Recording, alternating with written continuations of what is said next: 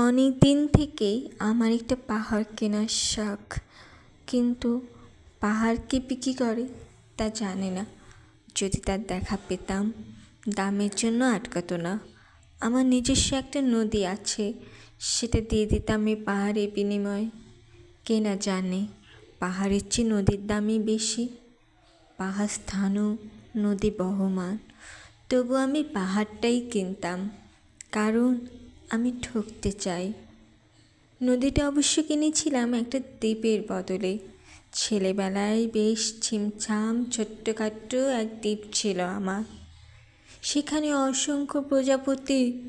শৈশবে দ্বীপটি ছিল বড় প্রিয়।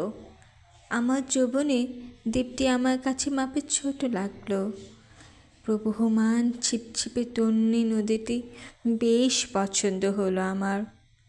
বন্ধুরা বলল, ওইটুকু একটা দ্বীপের বিনিময়ে এত বড় নদী পেয়েছিস, খুব জিতেছিস তো মাইরি। তখন জয়ের আনন্দে আমি বিহ্বল হতাম। তখন সত্যিই খুব ভালোবাসতাম নদীটিকে।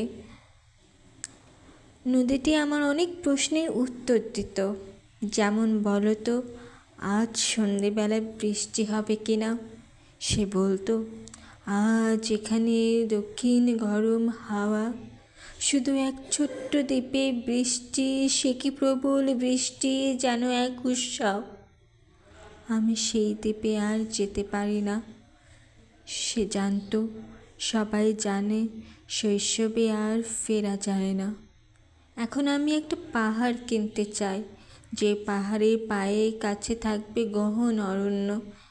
আমি সেই অরণ্য পার হয়ে যাব, তারপর শুধু রুক্ষ কঠিন পাহাড়, একেবারে চূড়ায় মাথার খুব কাছে আকাশ, নিচে বিপুলা পৃথিবী, চরাচরের তীব্র নির্জনতা। এখানে আমার কণ্ঠস্বর কেউ শুনতে পাবে না। এখানে আমি বড় একা। এখানে আমার কোনো অহংকার নেই। এখানে জয়ী হবার চেয়ে ক্ষমা চাইতেই বেশি ভালো লাগে।